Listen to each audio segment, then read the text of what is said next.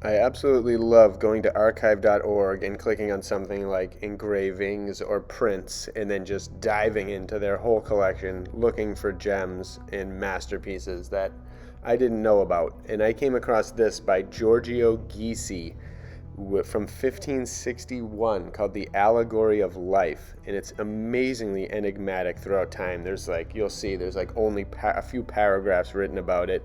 People aren't really totally positive of the meaning, but as I gazed closer and closer at the details all throughout this drawing, which are incredible, I came across this in the distance at the sunset, what looked like chemtrails in a rainbow. And beyond the rainbow are where those chemtrails, those planes, those whatevers are going. And the clouds patterns themselves are in a horizontal lines, which is just mind-blowing to me because I find chemtrails and whatever's going on with our weather to be one of the weirdest and worst and most just potentially disgusting things and terribly sick crimes against humanity that barely anyone talks about. People will laugh at it. You bring it up to your friends, they're like, oh, you're nuts.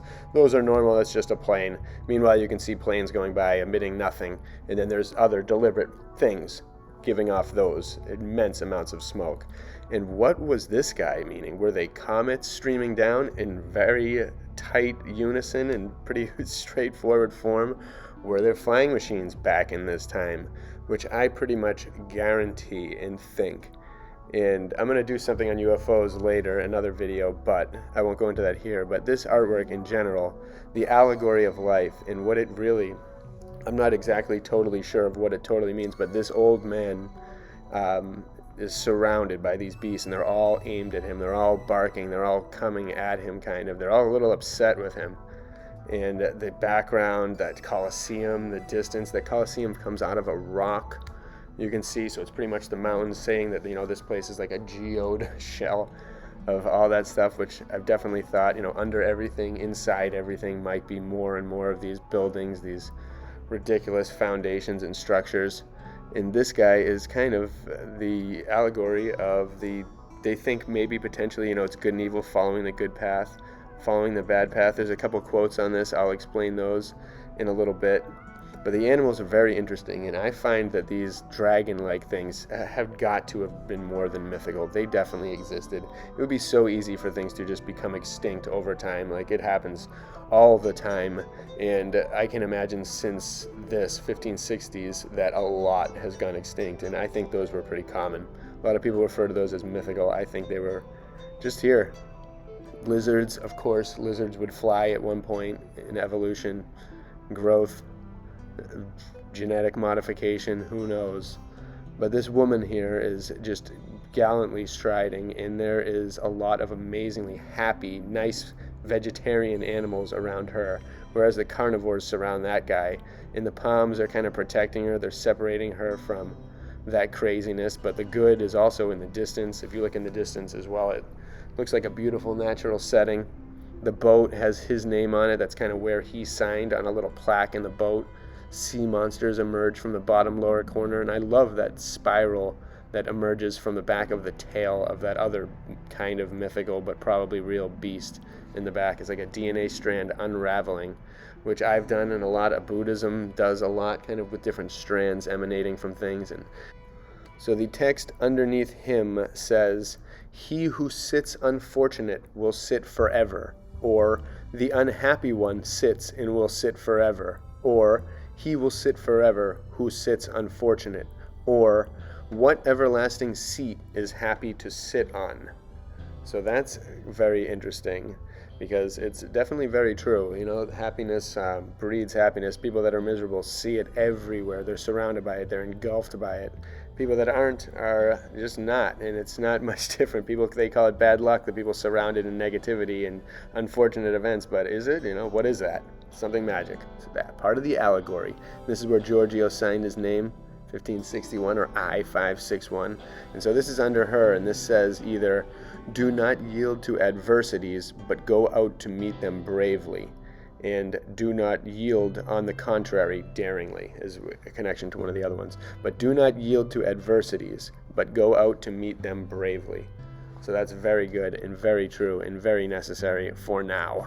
And this is Raphaelis Urbanatus Inventum, which Google style translate into Raphael of Urbino found. Philip was ordered to be made with a lofty spirit, the grace of, whatever that means. But people have thought that this was done by Raphael at one point. There's a lot of mystery surrounding this artwork, but it's definitely GC, I think. But he had something to do with Raphael, maybe, or Virgil's Aeneid. They believe the 6th verse or 6th book is kind of relating to this artwork.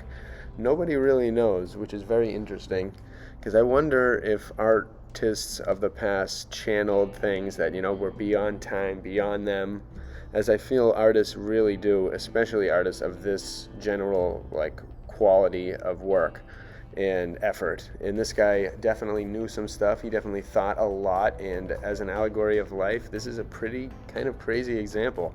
The one guy, he's old, he's hurting, he's got there's just devastation around him, he's just in danger, and this other woman's just crushing it. And could this be different things, like the different ages, the female age, the male age, going into a different time phase, going forward in time, predicting things, who knows, of these things flying around for a long time, these different, not necessarily chemtrails, but different forms of weather modification from back then.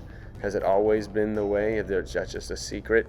When they tell us, the sun heats up the ocean and clouds form and then they dump water. There's something interesting about all of it. The electricity in the air, the power, the ether. Who knows? But I think they did during these time periods, and so it's fun to examine the artwork. And this guy also, Giorgio GC, did a shield, which is pretty savage. Thought I'd include that here. He also did a version of the First Supper and a few other kind of amazing artworks that I wanted to toss in just to show this guy's power. I would like to look more into him. I believe there's a book of his engravings out there that someone did in the UK I'd like to check out. And but an amazing artist, illustrating amazing things that are still shrouded in so much mystery. People and scholars all over the place and on TV and everywhere can tell you they know exactly what happened hundreds of years ago, and they don't. They just really don't. And if they're on TV, chances are they are deliberately telling you exactly what you should not be hearing. And this is the nativity scene. I thought that was pretty amazing as well. And then back to the chemtrails, which are nuts. It really, what is it? The fallen angels? Going into the sunset, it's just, how is that a part of the arrows? They're shooting, Cupid's shooting kind of towards the rainbow, but also towards the guy. The savagery of the landscape, too. It's a beautiful landscape. It's amazing. And then to the left, though, that rock. But, this is the geometry of the chemtrails and the distance you see. And these artists always represent it great, and there's no way around it. These sideways clouds too that you see nowadays, and then you see different weather videos that are very interesting when they show weather just pumping out of different power stations and something and leading to storms, leading to hurricanes, out of lakes, draining different parts of ponds. And for weather, it doesn't make any sense. The satellite things, all the weather, who knows? I have no idea how this planet works, but people did, and look at that. Just all the symbolism of this drawing is amazing. The centaur in the distance. So there are definitely some mythical beasts in this one. Maybe it stretches from his imagination to the real, from her side, the vegetarian, calm, peaceful animals, then the more savage ones, the beasts, and then the mythical ones. It's just really nuts. I just love this guy's art. Incredibly detailed. So cool, so meaningful. And they always refer to it as one of those ones you can look at for hours and for time and throughout time and have different meanings towards. And that's what I hope my art is.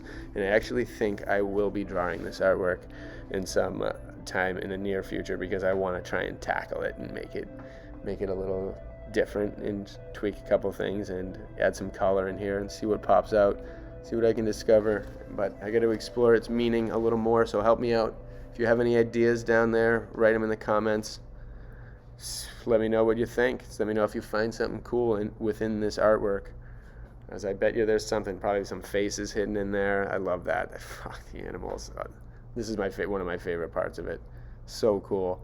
the mountains? What if inside all of our mountain ranges, with just different things sealed off, melted over time, and underneath are just geodes of things. If geodes are the microcosm of what is happening here, Hollow Earth style, or some other form that we can't even fathom. Who knows? Chemtrails been around for a long time, controlling weather, beyond the rainbow, like Eyes Wide Shut. What is it? Those things are going there, whether they're angels or planes or whatever.